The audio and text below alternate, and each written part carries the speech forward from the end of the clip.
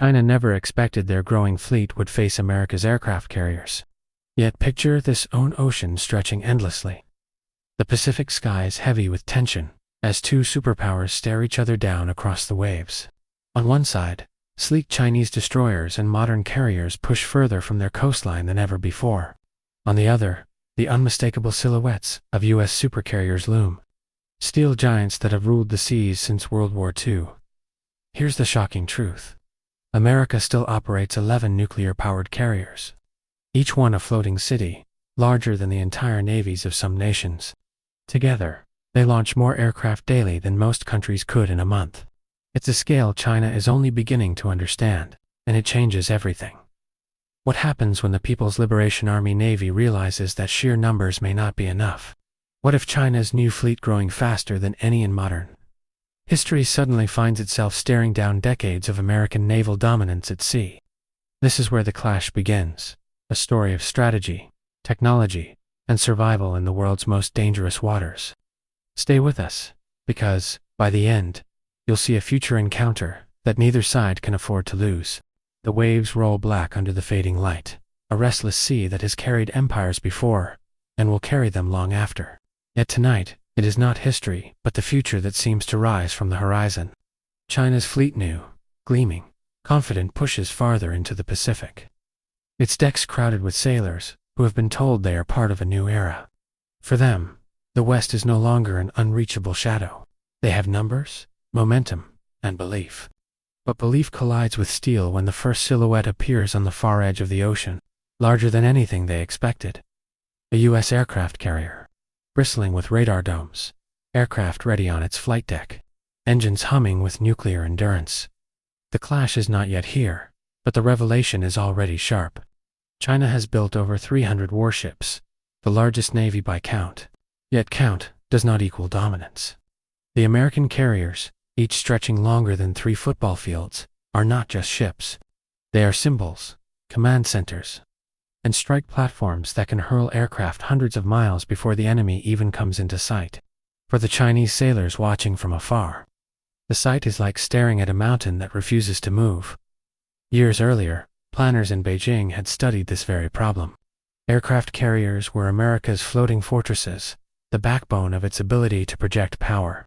To counter them, China poured billions into carrier-killer missiles, hypersonic weapons designed to streak across the sky at many times the speed of sound. On paper, the strategy seemed flawless. Swarm the carriers with long-range strikes, keep them away from Chinese shores, and control the near seas. But here, in the heart of the Pacific, the problem revealed itself. The carriers had not stayed away. They had moved closer, and they had come with escorts, submarines, and layered defenses honed across decades of wars, both real and simulated. The Pacific itself becomes the silent witness.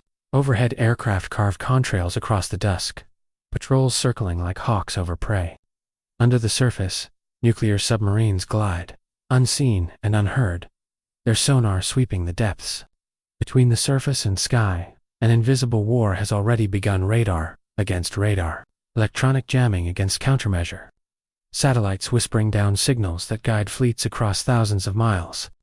The modern battlefield is not just steel and fire, but silence, code, and deception. The Chinese fleet, proud and growing, realizes that this encounter is no rehearsal. Every move is a test. If they retreat, the illusion of dominance shatters. If they advance, they risk being drawn into a contest on terms they did not choose. And here lies the turning point. For decades, America's carriers had been symbols of offensive reach. But tonight, in the minds of the Chinese commanders, they shift into something more ominous. They are no longer just weapons of projection. They are guardians of oceans. Their very presence reshaping calculations before a missile is even launched. Yet history offers no comfort. In the Second World War, Japan believed its carriers could strike Pearl Harbor and disable American power at sea. The initial blow was devastating, but the response was greater still. Midway, 1942, 4 Japanese carriers sunk in a single battle, the turning tide of the Pacific. That lesson lingers in every naval academy. Carriers are not invulnerable, but they are resilient, and their fleets fight back with crushing weight. Now, Decades later, another rising power stares at the same dilemma: how to overcome the floating fortresses without being broken by them. The first test comes with a sudden flash in the skies. Chinese satellites detect aircraft lifting off the American deck, sleek fighters roaring into the night. They climb high, their afterburners glowing like embers, vanishing into the upper dark. Are they patrols? Are they scouts? Or are they bait? Every radar operator in the Chinese fleet leans closer to their screens. Signals blur, distort, multiply. The Americans are weaving deception, cloaking the true number of aircraft, feeding false trails into the sensors. For a moment, confusion ripples across the command chain. The carriers are not standing still. They are probing, prodding, forcing the Chinese to reveal how they will react. Here the suspense deepens. The Chinese admirals know that revealing their missile strategy too soon could be fatal. Launching without certainty risks showing their hand. Letting the Americans study trajectories, test defenses, and adapt. Yet waiting means enduring constant pressure, their sailors sleeping under the shadow of wings that can strike at will. Hours stretch into dawn, the horizon burning red with the rising sun. The carriers have not attacked. The missiles have not fired. But the psychological battle is already underway, and in this war of nerves, every hour favors the side that has fought it before. Still, a twist lies ahead. For all their dominance, the American carriers are not limitless. Each day at sea requires supply lines stretching back across the Pacific. Tankers and cargo ships feeding their endless hunger for fuel, food, and parts. If China cannot outfight the carriers directly, it may instead aim to outlast them, stretching their reach until the web of logistics frays. Here lies a vulnerability, hidden beneath the aura of invincibility. Even the mightiest fleet depends on fragile chains. The question is whether China can find the patience to exploit it, or whether pride will demand a quicker test of strength. The climax builds when a single Chinese destroyer, bold or reckless, surges closer to the American formation. Alarms sound across the U.S. fleet as aircraft launch again, this time lower, faster, more deliberate. The destroyer's radar lights up like a beacon, broadcasting its presence. In that instant, the balance teeters. Will the Americans strike, risking escalation? Or will they hold back, showing restraint but conceding initiative? The world watches from satellites above, analysts parsing every movement, every signal, every pause in the radio chatter, and then, silence. The destroyer turns, retreating back into the safety of its fleet. The Americans, too, pull back their fighters, circling but not attacking. No missile flies, no gunfires. Yet the message is unmistakable. The carriers did not flinch. They held their ground, and in doing so forced the challenger to blink first. The Chinese sailors return to their stations, but unease gnaws at them. The fleet is strong. Yet strength measured in numbers has not overcome the presence of a single American carrier group. The unresolved tension lingers as night falls once more. Both sides know this was only the beginning. The carriers remain, a shadow across the ocean, daring the fleet to try again. The Chinese commanders meet in quiet rooms, their maps covered with red arrows and circles, their voices low, their calculations shifting. Can missiles truly break through? Can cyber strikes blind the American sensors? Or must they think differently, seek not to sink the carriers but to outmaneuver them in ways the world has not yet seen? And as the stars spread across the Pacific sky, one question hangs unanswered. Pulling the story forward, if the day comes when China does fire its first strike against an American carrier, will that weapon finally change the balance? Or will it awaken a response far greater than anyone expects? The Pacific sky is never silent. Even in the hours after midnight, satellites stare down, their lenses drinking in the shifting patterns of fleets below. From Beijing to Washington, from bunkers buried deep in mountains, to command centers glowing with endless rows of screens, men and women watch the same stretch of water. Every flicker of radar, every electronic hum, every digital whisper is recorded, dissected, and compared. What seemed at first a contest of steel and ships is now revealed as something far more elusive, a battle for information itself. The Chinese admirals who had ordered caution in the face of the American carriers now turn to their other arsenal. Missiles may wait in silence, but the invisible weapons of cyberspace can be deployed without a sound. The decision is subtle, but monumental. Rather than launch into fire, they launch into code. Commands ripple outward, leaping across undersea cables and satellites, designed to pierce the American fleet's defenses. If they succeed, the carrier strike group might suddenly lose its eyes, its radars blinded, its communications severed. Without information, even the largest carrier is nothing more than a drifting city at sea. For a moment, the plan seems unstoppable. China has invested heavily in cyber warfare, building entire units devoted to disruption and deception. Analysts in dim-lit rooms whisper about Operation Red Shield, a code word for the campaign that could cripple an adversary without firing a shot. And here, across the Pacific, the target is clear. Yet what happens next is the first twist. Instead of silence, the Americans reply, not with missiles, not with jets, but with a digital counterstrike so swift and precise that the Chinese operators realize they are not hunters, but prey. Their own systems begin to flicker, screens freezing, false data filling their maps. One Chinese commander slams his hand against the console as a phantom. American fleet appears on his radar 3 carrier groups, where there should be only one. Which is real? Which is illusion? The line between truth and deception vanishes. In Washington, analysts smile grimly. The Americans had anticipated such a move. For years, their cyber teams drilled scenarios where Chinese attacks would come first, and they built what they called active deception grids. These systems don't merely block an attack. They answer it with a labyrinth of false realities, forcing the attacker to question what is real. For the sailors aboard China's fleet, the result is chaos. Every missile battery depends on accurate targeting. Yet with conflicting signals, no commander dares pull the trigger. The suspense tightens, because hesitation at sea can be as dangerous as aggression. And here lies the turning point. The Chinese fleet, though technologically advanced, realizes that the carriers are more than physical strength. They are nodes in a vast web of intelligence, satellites, drones, and algorithms that reach across the globe. To strike at one is to invite a reaction from the entire system. Still, the admirals refuse to back down. They shift strategies, ordering satellites to sweep overhead, hunting for the true positions of the American carriers. Cameras the size of barrels, lenses that can read the movement of vehicles on land, now turn toward the ocean.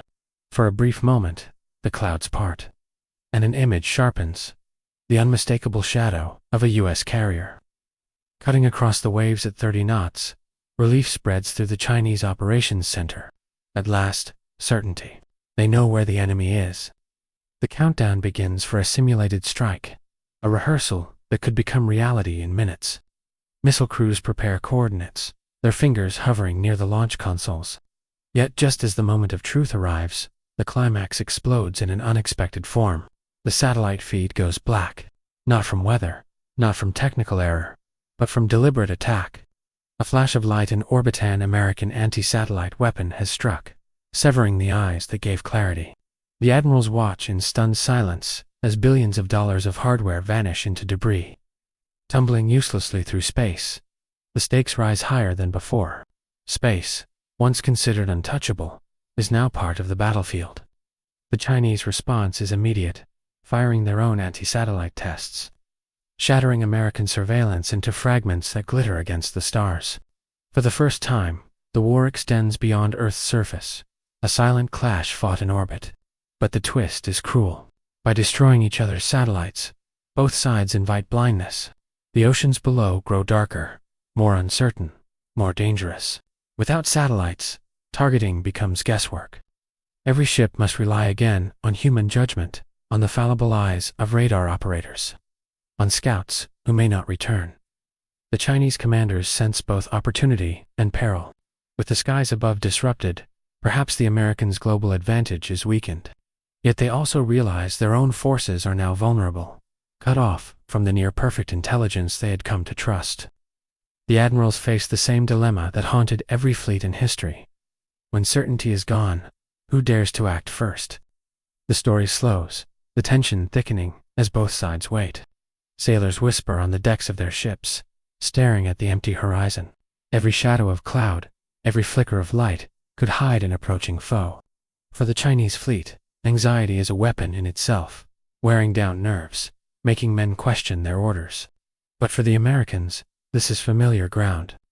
Their carriers had trained in decades when communication could fail, when radio silence was essential, when decisions had to be made in the dark. What unnerves one side strengthens the other. And so the climax arrives in sudden, jarring form. At dawn, American jets roar low over the Chinese fleet, not to strike, but to photograph, to taunt, to show presence. Cameras capture every vessel, every deck, every face turned upward in shock. The Chinese admirals know this is a message. Even blinded, even stripped of satellites, the carriers can reach them. It is a blow not of fire, but of humiliation. And humiliation at sea can be harder to bear than loss. The Chinese fleet responds with a show of force. Dozens of aircraft lift from their new carriers, sleek fighters streaking upward to chase the intruders. Engines scream, contrails slice the morning sky. For a moment, the air fills with silhouettes, Chinese and American jets twisting, climbing, circling, locked in a dance of menace without bullets. Radios crackle with warnings. Pilots push their machines to the edge of the envelope. On every deck below, sailors hold their breath, wondering if this is the instant when restraint will finally snap. Yet once again, the twist denies finality. No shot is fired. No missile streaks upward. Both sides circle, threaten, and withdraw, leaving only contrails as scars in the sky. But the message is unmistakable. The encounter is tightening. Where once the fleets stared for miles apart, now they brush against each other's airspace, their fighters nearly wingtip to wingtip. One mistake, one spark, and the ocean could ignite. The chapter ends not with fire, but with silence. Night falls again, the sea restless under the stars, fleets drifting like predators, waiting for the first drop of blood. The Chinese commanders gather, their faces drawn, their voices sharp.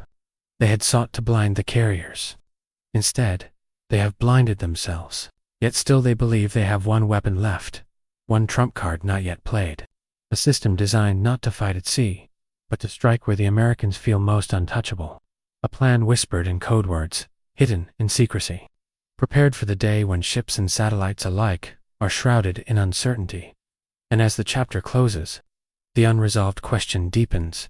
When China finally unleashes its true strategy, will it be enough to turn the tide against the carriers? Or will it reveal that the ocean, once again, belongs to America? Beneath the restless waters of the Pacific, where sunlight barely penetrates and silence stretches for miles, another battlefield stirs. The surface fleets, so visible and dramatic, are only the tip of a larger contest. Below them glide hunters that reveal nothing but the faintest ripples. Nuclear submarines, armed with weapons capable of sinking a carrier in minutes, trace invisible lines across the seafloor, for all the noise of jets and the spectacle of satellites burning in orbit. It is here in the cold dark that the fate of the carriers may truly be decided.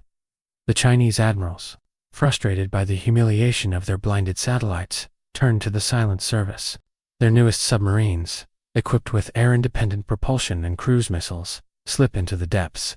To the sailors inside, time itself feels suspended. They navigate by sonar pings and whispered coordinates. Every vibration against the hull, a reminder that one mistake could mean detection, and detection means destruction. Orders are clear. Track the American carriers. Find a firing solution. Prove that even giants can be stalked from below. Yet the Americans have long lived in this world. Their carriers are never alone. Each strike group is shadowed by fast-tack submarines, guardians lurking ahead and astern, ready to pounce on any intruder. The game becomes a deadly ballet. Sonar operators straining their ears against the hum of the ocean, trying to separate natural sounds from the mechanical heartbeat of enemy subs. Every creak of metal, every churn of propellers, could betray a predator. The turning point comes when one Chinese submarine, creeping dangerously close to the American formation, picks up a faint signal. It is the rhythmic churn of screws, unmistakably large, steady, deliberate. Somewhere in the black lies the carrier itself. Hearts pound inside the narrow steel tube. This is the moment they had been waiting for, the chance to lock onto a target that symbolizes American power. Fingers hover near launch controls. Yet as the sonar picture sharpens, a chill runs through the crew. The sound is too steady, too obvious. Like a drumbeat designed to be heard. The realization strikes too late. It is not the carrier they are chasing, but a decoy signal projected by an American submarine. Bait laid with precision. In an instant, the hunter becomes the hunted. The Americans, having drawn the Chinese vessel close, flood the waters with active sonar. The blast rolls through the depths, illuminating the submarine's position like a flare in the night. Panic grips the crew. Evasive maneuvers begin, countermeasures released, but already they know the danger. Somewhere out there, a torpedo has been armed. It streaks silently, closing the gap. Then sudden stillness. The weapon does not strike. It veers off at the last moment, either recalled by command or deliberately programmed to miss. The message is unmistakable.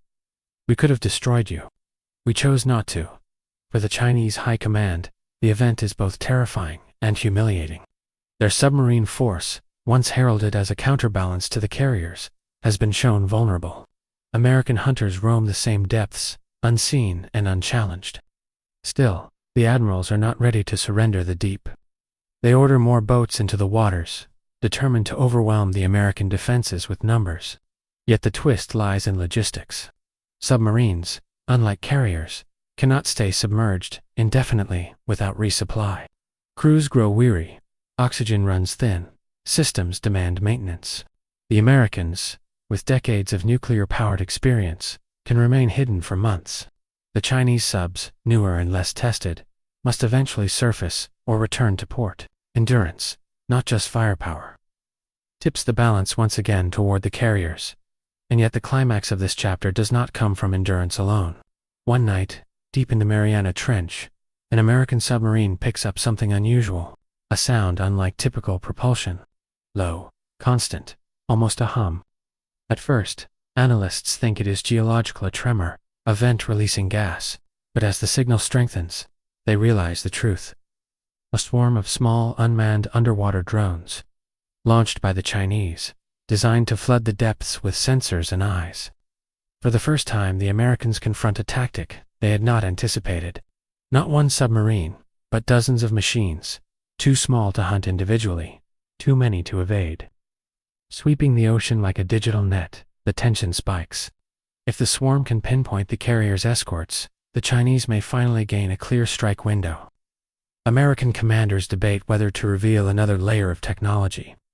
Classified counter-drones capable of jamming or destroying the swarm, or to let the game play longer, at the risk of exposure. In the end, they choose patience. The swarm is clever, but cleverness does not guarantee control. One by one, the drones begin to lose contact with their controllers. Disrupted not by weapons, but by the natural vastness of the ocean. Signals fade, batteries drain, currents scatter them like leaves. What looked like a net turns into driftwood. The Chinese have shown ingenuity, but the Pacific itself has sided with the carriers.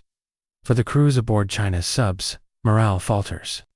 They had believed in their secret edge, their hidden hunters, their swarms of machines. Yet time and again, the carriers endure, not by invulnerability, but by depth of experience and preparation. The psychological weight grows heavier. To strike at a carrier and fail is to invite annihilation. To retreat without striking is to admit weakness. Between those two outcomes lies paralysis still. The admirals cling to one final hope.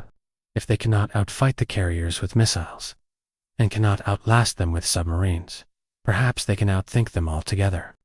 A new plan emerges, whispered through secure channels. Strike not at the carriers themselves, but at the fragile web that supports them. Fuel depots, bases, supply lines, the arteries that feed the steel giants. Instead of hunting the mountain, collapse the valleys that nourish it. The fleets above continue their silent watch. But beneath the surface, currents of strategy shift. The Chinese subs withdraw, not in surrender, but in redirection.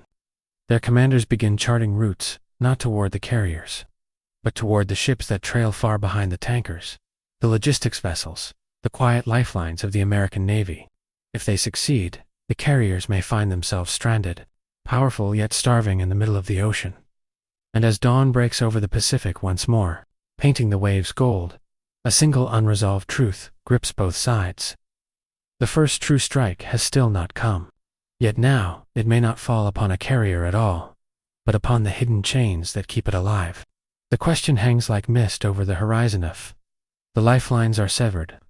Can the carriers still rule the seas, or will they finally face a weakness China has been waiting to exploit?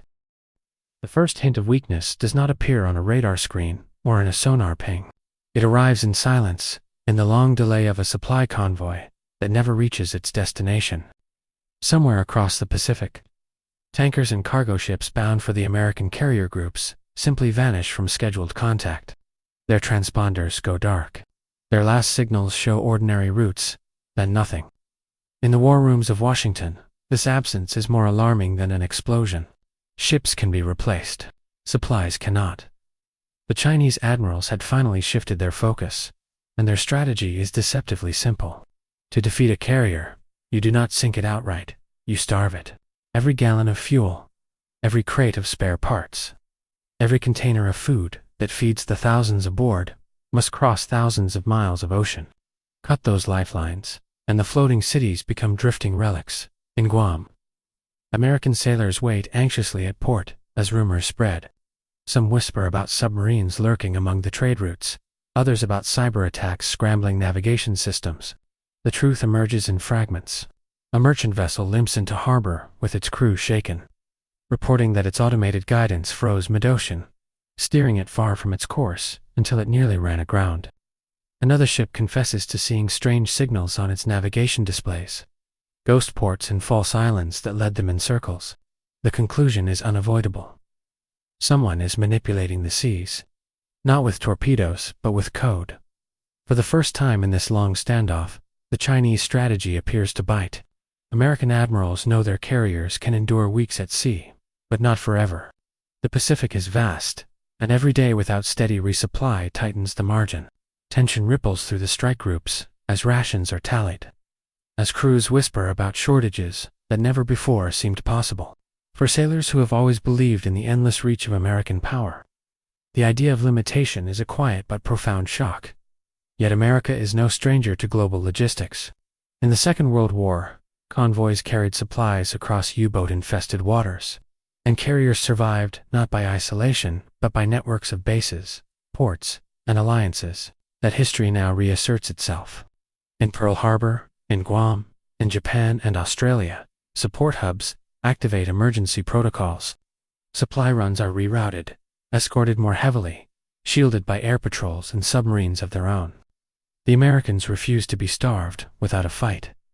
But the Chinese have prepared for this riposte. Their cyber units widen the assault, not just targeting individual ships, but the global shipping network itself. Ports report glitches in scheduling. Tracking systems list vessels in two places at once. Insurance firms hesitate to release payments, fearing fraud. In Singapore, in Manila, in Darwin, harbor masters scratch their heads at paperwork that no longer matches reality. It is a strike, not of fire, but of confusion, turning the arteries of supply into a tangle. This is the turning point for both fleets. On the ocean, the carriers still hold the upper hand, their aircraft dominant, their submarines superior. But on land, and across cyberspace, China has found the ability to wound indirectly. The Americans realize they cannot protect every tanker, every cargo ship, every digital link. The sheer scope is too great. To win, they must reassert control at the source. And so, a decision is made. Rather than wait for supply lines to be strangled, the carriers move closer to Allied bases, daring China to extend its reach further than it has before. From these closer positions, they can strike at the very infrastructure enabling the cyber war. Communications hubs, relay ships, even satellites still untouched, become potential targets. The gamble is immense. By tightening the battlefield, they also tighten the risk of direct confrontation. The climax of this chapter unfolds in the South China Sea. An American convoy, escorted by destroyers, threads its way through contested waters toward a forward base. The Chinese know this convoy is critical, and they prepare a trap knot with missiles, but with a carefully orchestrated electronic storm. As the ships cross into range, their radars light up with dozens of phantom signatures. To the Americans, it appears as though an entire Chinese fleet is converging. Commanders bark orders, aircraft scramble, missiles lock onto targets that do not exist. For a tense half-hour, chaos reigns. Yet amid the noise, a single real submarine edges closer, unnoticed beneath the deception. It raises its periscope, locks onto a tanker, and prepares to fire. Then, in a sudden twist, the ocean itself betrays the ambush. A storm front rolls in faster than expected, whipping waves into violent crests. The submarine's periscope, barely visible, is caught on satellite imagery relayed through cloud breaks. The deception collapses. American destroyers surge toward the contact, depth charges thunder into the depths. The submarine escapes, but the convoy survives. Supplies reach the carrier group, and the lesson is seared into both sides. Deception can wound, but chance can undo even the most meticulous plan.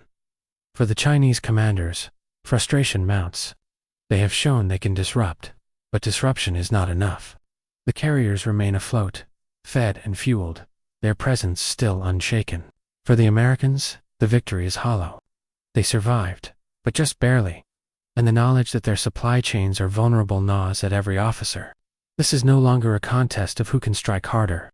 It is a contest of endurance, of who can bend without breaking. And here emerges the sharper question, one that neither side dares voice aloud. If supply lines cannot be reliably defended, and if direct strikes risk escalation to a war no one truly wants, then what remains? The answer whispers in the corridors of power: escalation into new domains, beyond the ocean, beyond cyberspace, into weapons not yet revealed.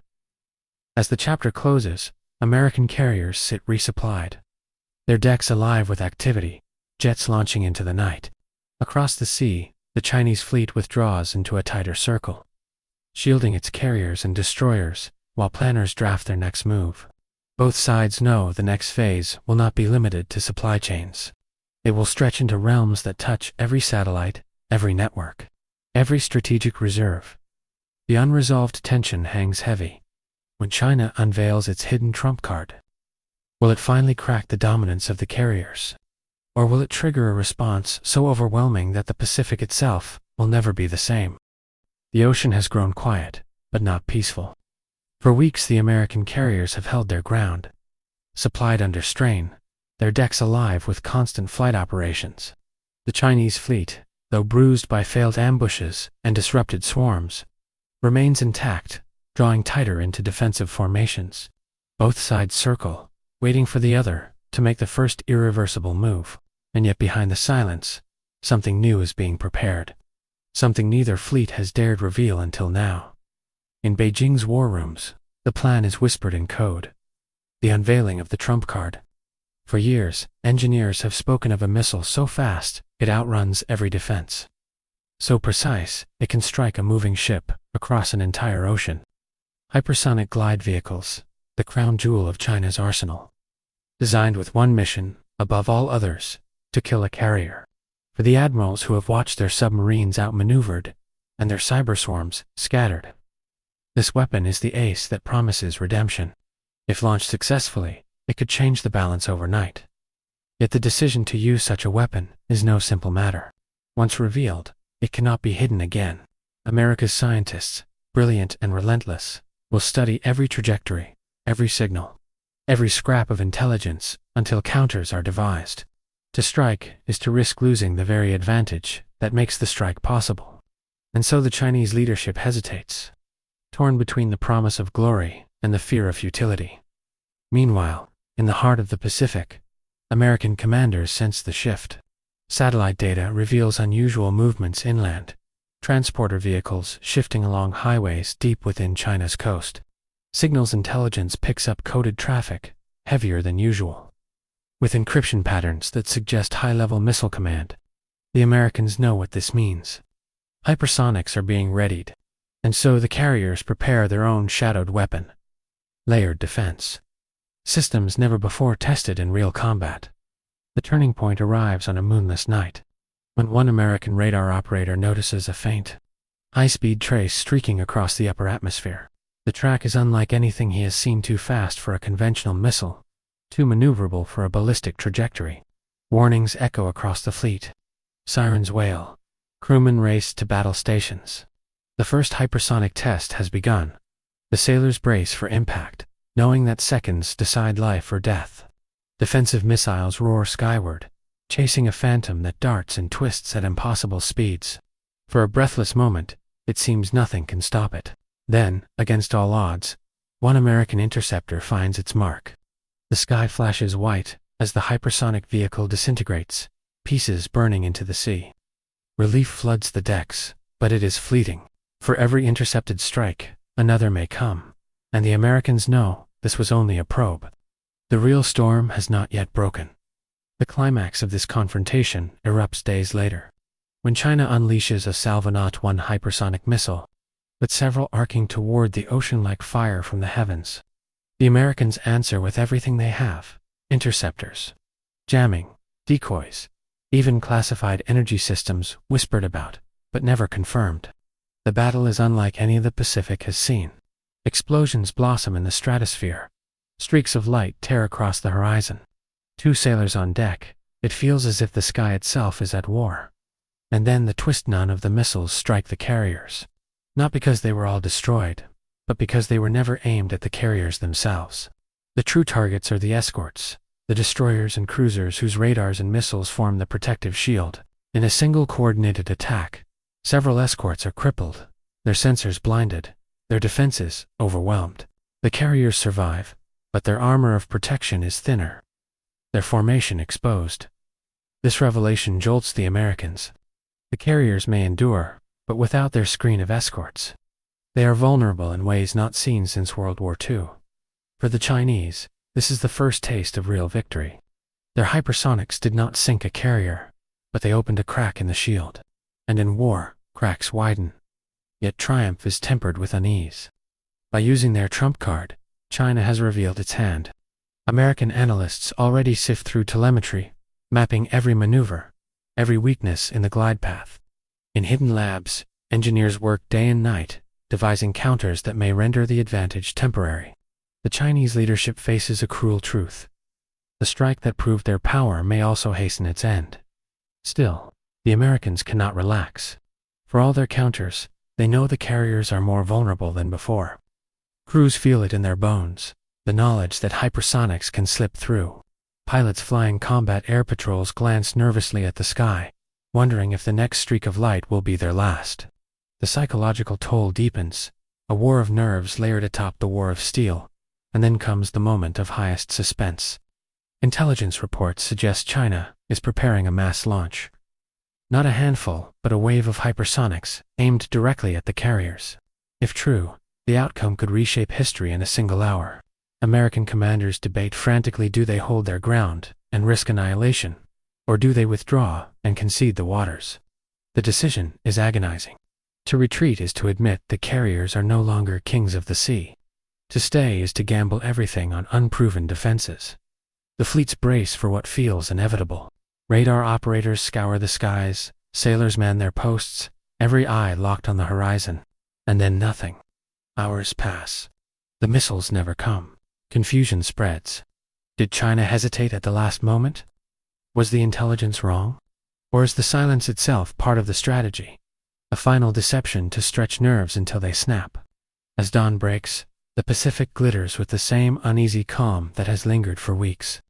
The carriers still stand, their decks busy, their planes circling.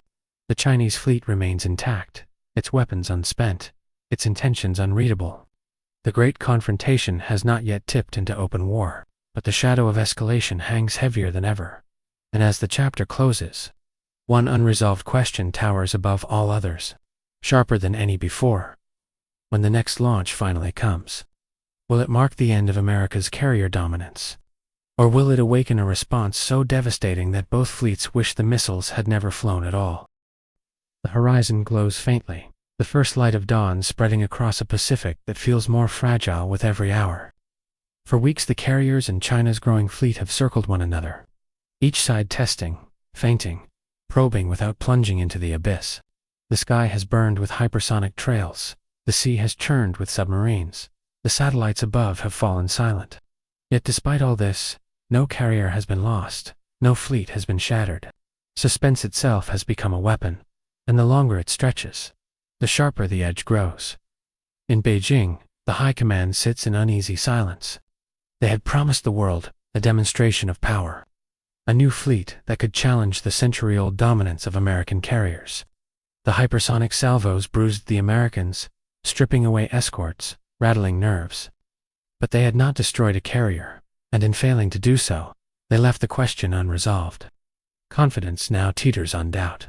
If China cannot deliver the decisive blow, its navy risks being remembered not as a rising giant, but as a challenger that blinked when the opportunity came.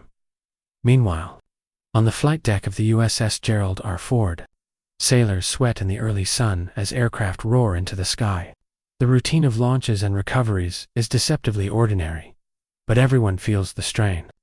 Every sortie now is not just a patrol, it is a statement, a signal to the watching Chinese fleet that the carriers remain unbowed. Pilots speak in clipped voices, conserving words as if conserving courage.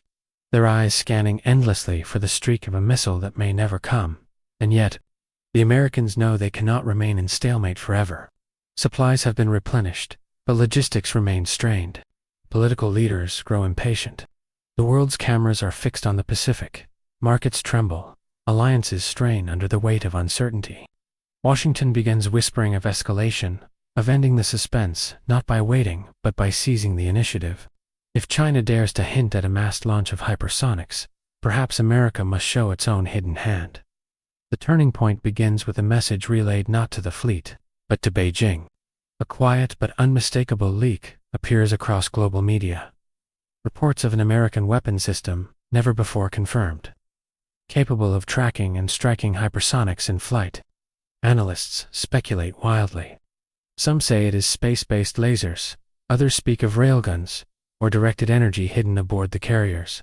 No proof is offered, but the suggestion alone rattles the calculus.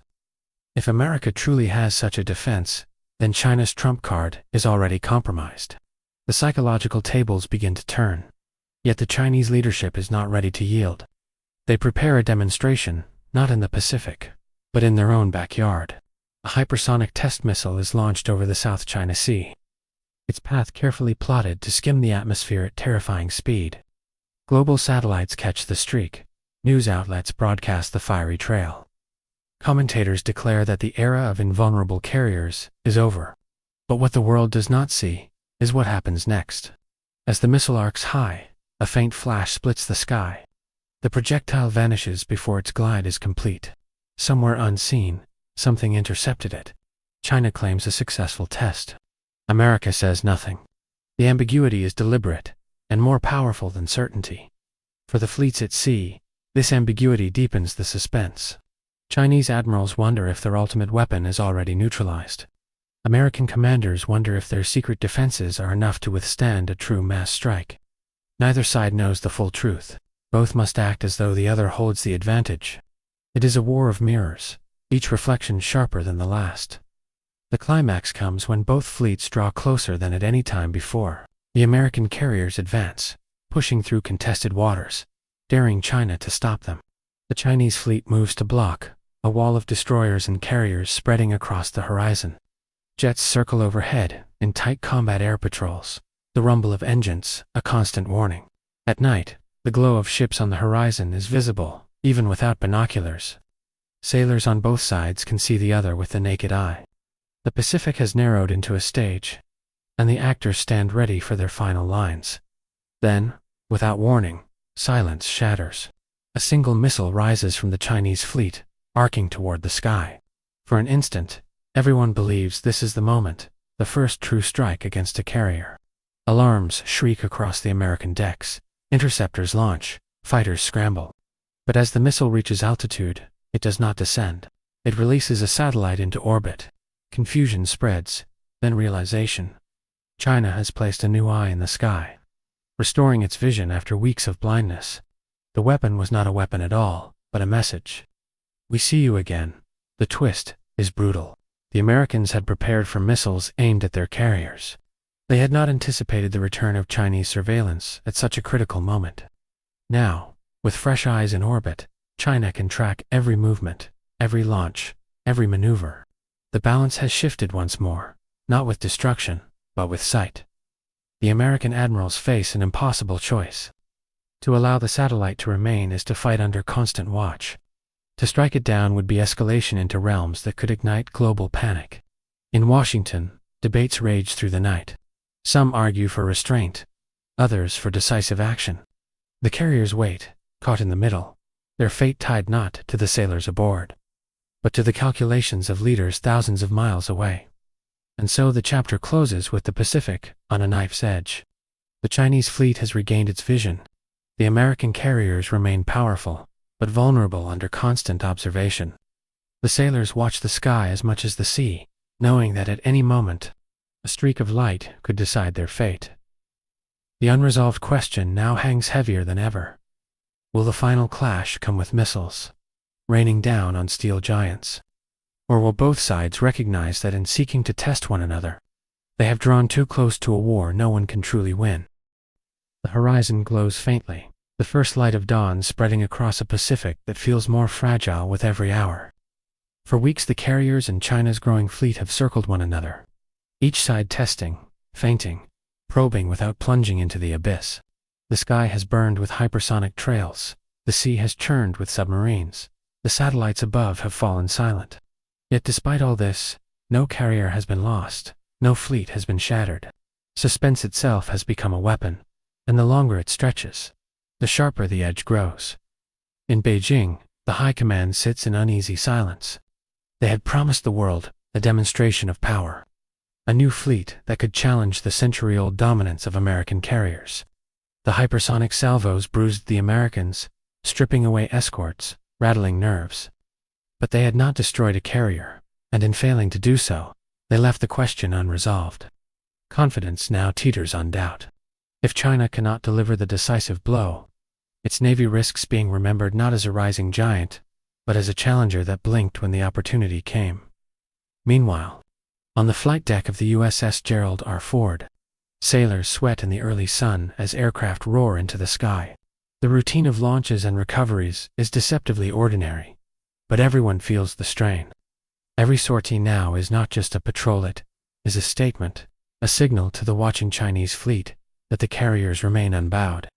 Pilots speak in clipped voices, conserving words as if conserving courage, their eyes scanning endlessly for the streak of a missile that may never come.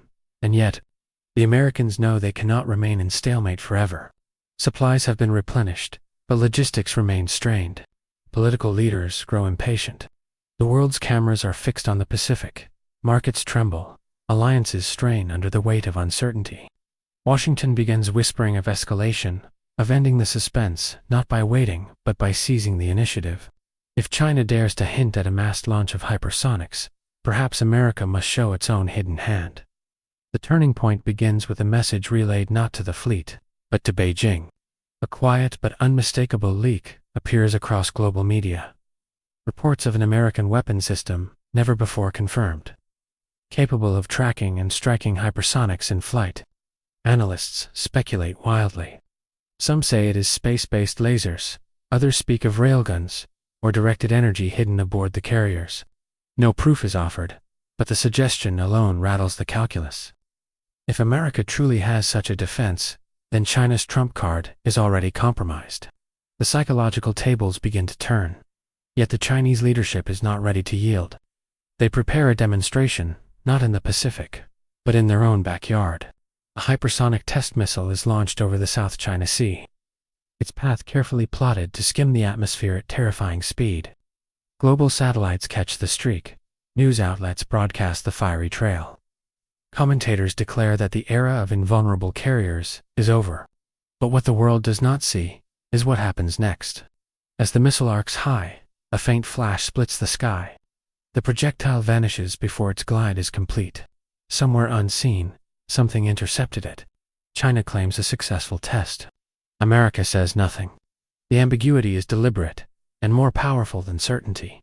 For the fleets at sea, this ambiguity deepens the suspense. Chinese admirals wonder if their ultimate weapon is already neutralized. American commanders wonder if their secret defenses are enough to withstand a true mass strike. Neither side knows the full truth. Both must act as though the other holds the advantage. It is a war of mirrors, each reflection sharper than the last. The climax comes when both fleets draw closer than at any time before. The American carriers advance, pushing through contested waters, daring China to stop them. The Chinese fleet moves to block, a wall of destroyers and carriers spreading across the horizon. Jets circle overhead in tight combat air patrols, the rumble of engines a constant warning. At night, the glow of ships on the horizon is visible, even without binoculars. Sailors on both sides can see the other with the naked eye. The Pacific has narrowed into a stage, and the actors stand ready for their final lines. Then, without warning, silence shatters. A single missile rises from the Chinese fleet, arcing toward the sky. For an instant, everyone believes this is the moment, the first true strike against a carrier. Alarms shriek across the American decks, interceptors launch, fighters scramble. But as the missile reaches altitude, it does not descend. It releases a satellite into orbit. Confusion spreads, then realization. China has placed a new eye in the sky, restoring its vision after weeks of blindness. The weapon was not a weapon at all, but a message. We see you again. The twist is brutal. The Americans had prepared for missiles aimed at their carriers. They had not anticipated the return of Chinese surveillance at such a critical moment. Now, with fresh eyes in orbit, China can track every movement, every launch, every maneuver. The balance has shifted once more, not with destruction, but with sight. The American admirals face an impossible choice. To allow the satellite to remain is to fight under constant watch. To strike it down would be escalation into realms that could ignite global panic. In Washington, debates rage through the night. Some argue for restraint, others for decisive action. The carriers wait, caught in the middle, their fate tied not to the sailors aboard, but to the calculations of leaders thousands of miles away. And so the chapter closes with the Pacific on a knife's edge. The Chinese fleet has regained its vision. The American carriers remain powerful, but vulnerable under constant observation. The sailors watch the sky as much as the sea, knowing that at any moment, a streak of light could decide their fate. The unresolved question now hangs heavier than ever. Will the final clash come with missiles, raining down on steel giants? Or will both sides recognize that in seeking to test one another, they have drawn too close to a war no one can truly win? The ocean lies calm, but the calm is only skin. Beneath it, in the minds of sailors, admirals, and leaders alike, the storm rages on. The American carriers continue their steady patrol, steel mountains slicing through the waves. While across the horizon the Chinese fleet holds position, its decks bristling with aircraft and missiles. Both sides know that after weeks of shadow war cyber strikes, satellite duels, hypersonic tests, the world is closer to the edge than ever before. And still, no one has crossed the line. In the Pentagon, the debate grows louder. Some voices argue that the carriers must prove their dominance, that a decisive show of force will silence doubt. Others urge caution, reminding leaders that one wrong move could ignite a conflict that spirals beyond control. Across the Pacific, in Beijing, the same arguments echo. The admirals whisper about glory, about finally humbling the American giants. Yet the political council knows the cost of miscalculation. Sanctions, isolation, perhaps even a war that could undo decades of growth. The suspense has become unbearable. The world waits not for action, but for restraint to crack. Markets tremble, journalists speculate, and ordinary citizens across continents stare at maps of the Pacific, wondering if tomorrow's headlines will speak of the first carrier lost in battle since World War II. Then comes the moment no one expected. A Chinese destroyer, moving closer under cover of darkness, launches a single drone, small, unarmed, a scout rather than a weapon. It slips past American radar for precious minutes before it is finally detected and intercepted. The wreckage crashes into the waves, harmless. But the meaning is unmistakable. It is the smallest of provocations, a test of nerve. For the Americans, it feels like the first drip before the dam breaks. For the Chinese, it is a signal. We are still watching, still daring. The turning point emerges from this tiny spark. American commanders realize they are trapped in a paradox. If they respond with overwhelming force, they may win the moment but ignite a war. If they do nothing, they risk appearing weak, ceding psychological ground. The carriers, so vast and powerful, are suddenly prisoners of perception. Giants forced to tiptoe in shallow waters. And then, the climax. Whispers of a new order reach both fleets. Back-channel communications flicker between capitals. Negotiators, unseen and uncelebrated, begin to speak of a cease in cyber attacks, a halt in hypersonic tests, a quiet withdrawal of fleets, step by step, to ease the knife-edge tension. Admirals on both sides bristle at the thought after so much effort to pull back without glory feels like defeat. Yet the politicians see the abyss more clearly than the sailors. Victory on the waves means nothing if it sparks catastrophe on land. Still, even as these talks begin, the unresolved threat remains. Hypersonics have been tested. Satellites have been struck. Submarines have crept close enough to see the giants through their periscopes. The world has glimpsed the shadow of a war that could reshape everything, and that shadow cannot be erased. The carriers continue to glide across the Pacific, their decks lit like cities at night, their aircraft thundering into the skies. China's fleet, proud and restless, drills and maneuvers, showing the world it will not retreat into silence. Both sides retreat just enough to avoid disaster, but not enough to remove the possibility of the next clash. And so the story ends, not with a decisive battle, but with a question that hangs heavier than any explosion. What happens the next time these giants meet on the water? Will the carriers still reign as kings of the ocean, or will the day finally come when a hypersonic streak tears through steel and history itself changes course? The Pacific rolls on, indifferent and eternal, holding its secrets in the deep. But above it, men and machines circle, still, daring one another, waiting for the moment when suspense can no longer hold back the storm.